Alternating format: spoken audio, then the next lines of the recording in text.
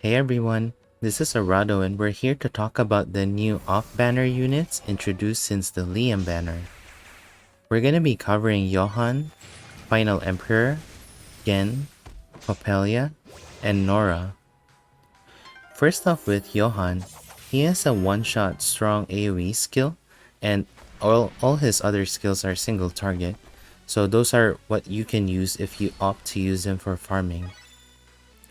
For hard content, he is designed as a crowd control unit, allowing him to do paralysis, stun, or poison by chance. With Inherit from his Platinum style, he should be able to inherit Submission, in which he can do strength debuffing well because of his high int. Next up is Nora. Simply put, for Nora, she can be an AoE or a boss farmer. AoE because of her skill 2 being usable for those 2-rounders, or boss farmer with her skill number 3. Her main contribution is in hard content, especially in Remembrance Battle. As you all know, there's not much axe characters we can use today for Remembrance Battle.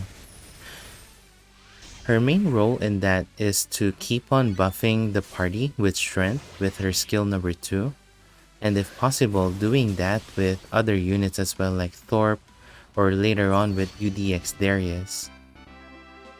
She also has defensive debuffing capability with her passive or with an active skill, and then with Inherit, she would be able to do strength debuffing with Bone Crusher.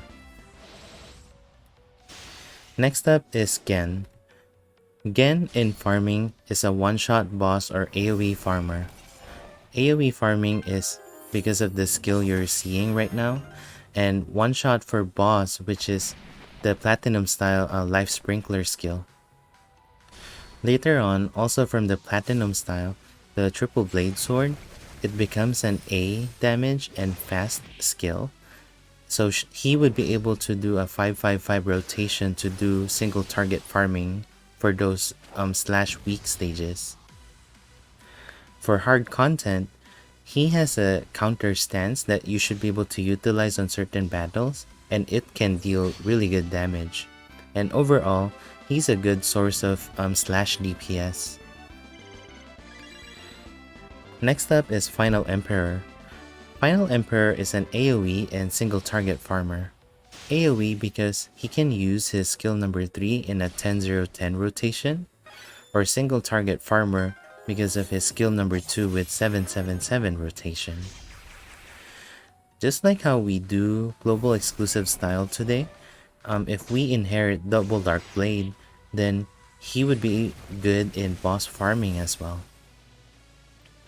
In hard content, he's a good source of DPS because of the wide variety of element that he can do, and also, as you know, he has an early stun access for Great Sword for the Kujinsi Remembrance Battle. And lastly, we go to Coppelia. Coppelia is pretty good both in farming and mediocre in hard content.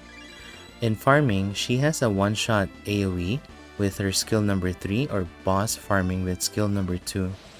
That boss farming aspect, she can inherit Destructive Doll Dance, in which later on will have an amplification to SSSS damage. She can also inherit a turn 2 fast AoE from her music style. And then later on, Triangle Kick would also have an amplification where she can do a 5-5-5 rotation, enabling her to do single target farming. For hard content, she is mainly a source of DPS for Blunt, and then being mecha of course has Detox, so she can always avoid those nasty ailments that bosses do.